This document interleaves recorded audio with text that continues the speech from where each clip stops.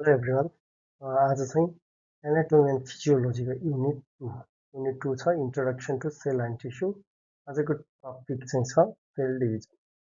Sale division भनेको के हो, यसको डेफिनेसन, यसको इम्पोर्टेन्स, अनि सेल डिभिजनको स्टेज अनि सेल डिभिजनको टाइप, कुन कुन टाइपले चाहिँ सेल डिभिजन हुन्छ, माइटोसिस र मेयोसिस।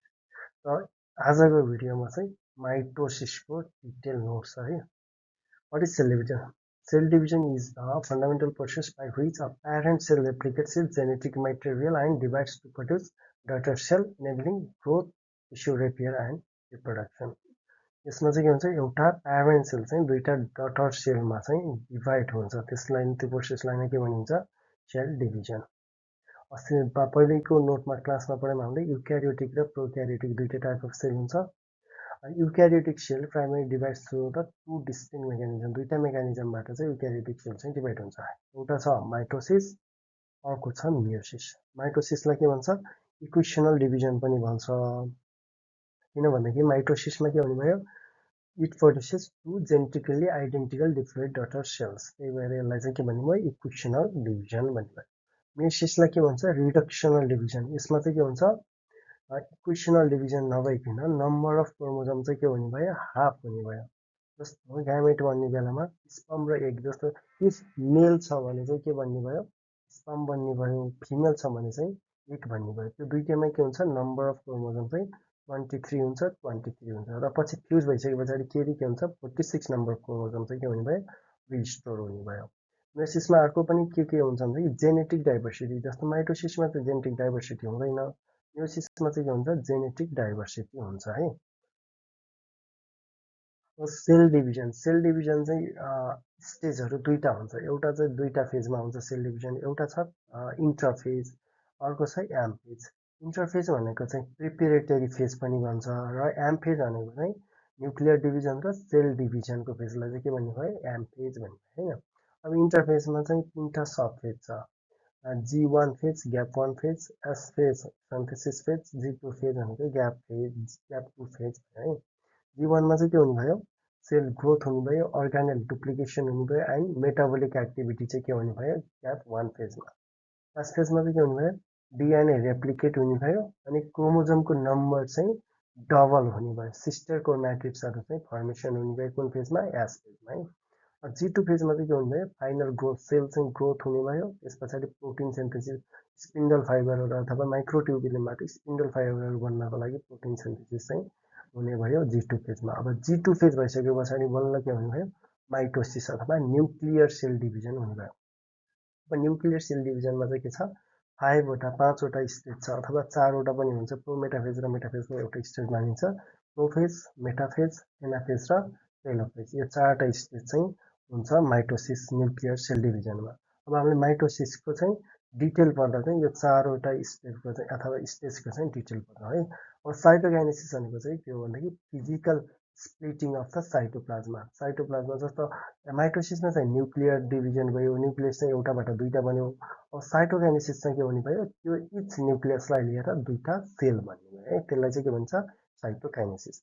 अब एनिमलमा चाहिँ बिचबाट क्लिभेज भएर चाहिँ बन्छ भने प्लान्ट सेलमा चाहिँ बिचमा प्लेट फर्मेसन भएर के हुने भयो, साइटोकाइनेसिस प्रोसेस चाहिँ हुने भयो। अब यो सेल डिभिजन हुने बेलामा डिफ्रेन्ट चेक पोइन्ट हुन्छ, किनभनेदेखि इरर त हुनु भएन सेल डिभिजन हुने बेलामा, हो त्यो इरर कम गर्नको लागि के हुने भयो, चेक पोइन्ट हुने भयो। त्यो चेक पोइन्टहरू के छ, एउटा G1 चेक पोइन्ट, एउटा G2 चेक पोइन्ट, अर्को चाहिँ के छ, M checkpoint. G1 checkpoint भनेको चाहिँ G1 फेजमा हुने चेक पोइन्ट, अगाडि इन्टरफेजको G1मा चेक पोइन्ट हुन्छ। यसले के गर्छ, check for the cell size, nutrient and DNA damage before committing to replication.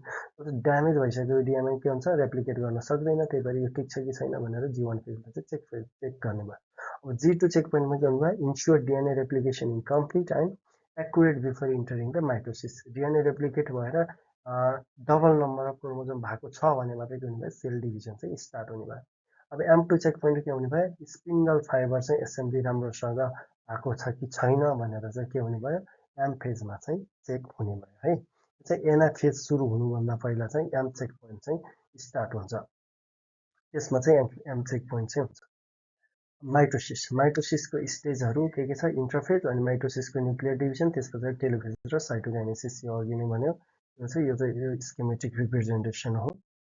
Mitosis को डेफिनेसनमा के छ mitosis is the type of cell division in which one parent cell divide into two genetically identical daughter cells भने पछाडि यसमा के भयो important highlight पनि गरेको छ बोल्ड गरेको छ one parent cell divide into two genetically identical daughter cell हुने भयो त्यो भनेको चाहिँ 46 नम्बर अफ क्रोमोजोम हुन्छ ह्युमनमा त्यो चाहिँ के हुने भयो प्यारेन्ट सेलमा पनि 46 हुने भयो त्यसको डिभाइड भयो डटर सेल भनेको भने पनि के हुन्छ 46 नम्बर अफ क्रोमोजोम चाहिँ रिस्टोर हुने भयो जेनेटिकली आइडेन्टिफाई मतलब पहिलाको सेलमा जे जिनमा जे कोड थियो त्यो चाहिँ के हुने भयो सेम हुने भयो अब यो चाहिँ कस्तोमा हुन्छ सोमेटिक सेलमा हुने भयो one nuclear division produces two diploid cell maintain chromosome number same no genetic variation हुने भएन यसको बायोलोजिकल इम्प्लिकेसन चाहिँ के हो भन्दाखेरि ग्रोथ अफ द बडी ग्रोथको लागि replacement of the dead and worn out cells,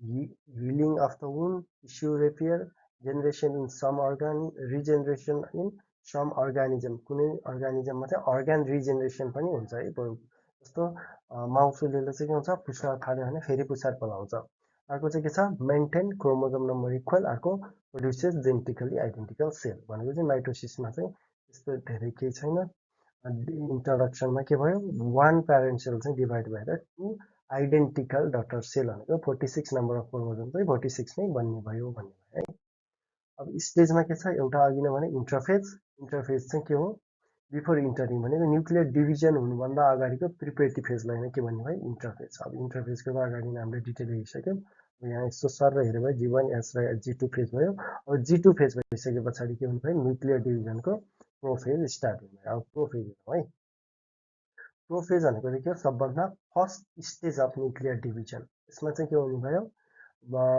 S अथवा G2 फेज सकिए पछाडि इन्टरफेजको एस र G2 फेज सकिए पछाडि प्रोफेज स्टार्ट हुने भयो क्रोमेटिन चाहिँ के हुने भयो कन्डेन्स हुने भयो ठुलो हुने भयो र भिजिबल क्रोमोजोम देखिने भयो अब each chromosome consist of two sister chromatid यो बिचमा जोइन्ट भएको छ त्यसलाई चाहिँ सेन्ट्रोमेर भन्छ सेन्ट्रोमेरले चाहिँ सिस्टर क्रोमेटिडहरू चाहिँ जोइन्ट हुने भयो अनि माइटोटिक स्पिन्डल फाइबर चाहिँ फर्मेसन हुने भयो अनि त्यस पछाडि के हुन्छ न्युक्लियर मेम्ब्रेन चाहिँ ब्रेकडाउन हुन स्टार्ट हुन्छ प्रोफेजमा प्रोफेज फर्स्ट फेज त्यस पछाडि आउँछ सेकेन्ड मेटाफेज मेटाफेज किन भन्यो भन्दाखेरि यो प्लेन छ नि यो बिचको प्लेन यसलाई चाहिँ मेटाफेज प्लेन भन्छ यो प्लेनमा चाहिँ क्रोमोजोम आएर बस्ने हुनाले नै यसलाई के भन्यो मेटाफेज स्टेट भनेर भन्यो है अब यसमा फर्स्टमा के हुने भयो न्युक्लियर इन्भेलप चाहिँ न्युक्लियर इन्भेलप फ्रेगमेन्ट चाहिँ हुने कम्प्लिटली भनेको न्युक्लियर इन्भेलप चाहिँ हराउँछ त्यस पछाडि क्रोमोजोमहरू चाहिँ मेटाफेज प्लेनमा आएर यसलाई सेलको सेलभित्र चाहिँ मेटाफेज प्लेनमा आएर क्रोमोजोमहरू अलाइन हुनुभयो त्यस पछाडि त्यो सेन्ट्रोमेर चाहिँ स्पिन्डल फाइबरसँग एट्याच हुने भयो सेन्ट्रिओल्ससँग त्यस पछाडि स्पिन्डल फाइबरले के गर्ने भयो दुईटा पोलमा चाहिँ डिभाइड गर्नलाई हेल्प गर्ने भयो पछाडिको स्टेजमा हुन्छ है त्यो चाहिँ प्रोसेस फेरि अब क्रोमोजोम्स अलाइन मेटाफेज प्लेनमा अलाइन हुने कसरी हुन्छ भनेदेखि इच डटर सेलले चाहिँ सिमिलर काइन्ड अफ क्रोमोजोम पाउने तरिकाले चाहिँ अलाइन हुन्छ है अब यही फेजमा के हुने भयो अघि भने जस्तो एम चेक पोइन्टमा चाहिँ यही पोइन्टमा चाहिँ चेक हुन्छ कि स्पिन्डल फाइबर राम्रोसँग बनेको छ कि छैन भनेर के हुने भयो यही फेजमा चाहिँ चेक हुने भयो अब सेकेन्ड फेज मेटाफेजपछि के आयो थर्ड फेज एनाफेज एनाफेजमा चाहिँ के हुने भयो सेन्ट्रोमेर्स डिभाइड हुने भयो सेन्ट्रोमेर्सहरू डिभाइड भएर के हुने भयो डटर क्रोमोजोमहरू चाहिँ स्प्लिट टाढा जाने भयो सिस्टर क्रोमेटिड्सहरू चाहिँ सेपरेट हुने भयो each chromatid become daughter chromatids पनि भयो daughter chromatids move towards the opposite pole भनेको छेउछेउतिर चाहिँ मुभ गर्ने भयो त्यो मुभ गर्ने बेलामा चाहिँ कस्तो भी सेपको देखिने भयो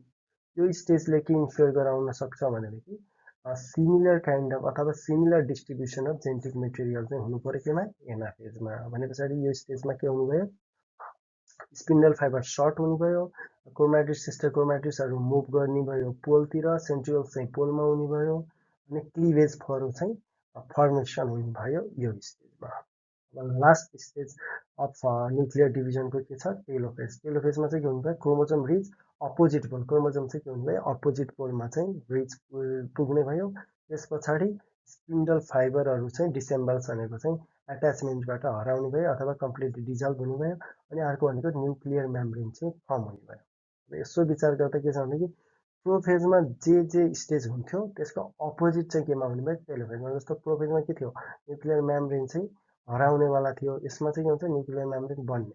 स्पिन्डल फाइबर त्यसमा चाहिँ के हो सिन्थेसिस हुन्थ्यो, यसमा चाहिँ के हुन्छ स्पिन्डल फाइबरहरू चाहिँ ब्रेक हुन्छ। जस्तो अनि अर्को के छ भनेदेखि यसमा चाहिँ क्रोमेटिड्सहरू चाहिँ के हुन्छ डिकन्डेन्स। पहिला चाहिँ के हुने कन्डेन्स भएर भिजिबल हुन्थ्यो, यसमा चाहिँ क्रोमेटिडहरू डिकन्डेन्स भएर फेरि क्रोमोजोमहरू डिकन्डेन्स भएर चाहिँ क्रोमेटिड चाहिँ बन्ने भयो टेलोफेजमा। यो चाहिँ के भयो fourth phase of nuclear division. अब आउँछ last stage of cell division जसलाई के भन्छ साइटोकाइनेसिस। साइटोकाइनेसिस के हुन्छ, cytokinesis is the division of cytoplasm following nuclear division. Nuclear division अथवा न्युक्लियस डिभिजन डिभाइड भइसके पछाडि यहाँ चाहिँ के हो दुईटा पोलमा चाहिँ दुईटा न्युक्लियस भयो। अब त्यो दुईटा न्युक्लियस डिभाइड भएर के हुने भयो दुईटा सेल बन्ने भयो। यसले गर्दा के हुन्छ two genetically identical daughter cell बन्ने भयो, क्रोमोजोम नम्बर सिमिलर हुने भयो। अर्को चाहिँ के हुने भयो माइटोसिस चाहिँ कम्प्लिसन हुने भयो। माइटोसिसको भेरियस स्टेज चाहिँ यो स्लाइड अथवा यो फिगरमा चाहिँ समरी छ। जस्तो यो साइटोकाइनेसिसमा के भयो, जस्तो अब दुईटा पोलमा पुगेको टेलोफेजसम्म त हामी फिगर वाइज हेर्दै गएको थियौँ। साइटोकाइनेसिसमा चाहिँ कम्प्लिट के हुने भयो दुईटा सेल चाहिँ फर्मेसन हुने भयो। यो न्युक्लियर इन्भेलप यो फिगरमा डिनोट गरेको कुराहरू छ। यहाँ चाहिँ समरी टेबलमा नोटहरू छ होइन, कुन स्टेजमा चाहिँ के हुन्छ भनेर तपाईँहरूले पज गरेर भिडियो हेरेर नोट लिन सक्नुहुन्छ। अनि यो फिगर चाहिँ यो इम्पोर्टेन्ट छ के को लागि, इक्जामको माइटोसिस सेल डिभिजनको पोइन्ट अफ भ्यूबाट के छ यो इम्पोर्टेन्ट छ है। र आजको लागि यति नै टपिक गरौँ। आजको लागि यति नै। अर्को भिडियो चाहिँ हुन्छ टपिक हाम्रो छ मियोसिस। धन्यवाद।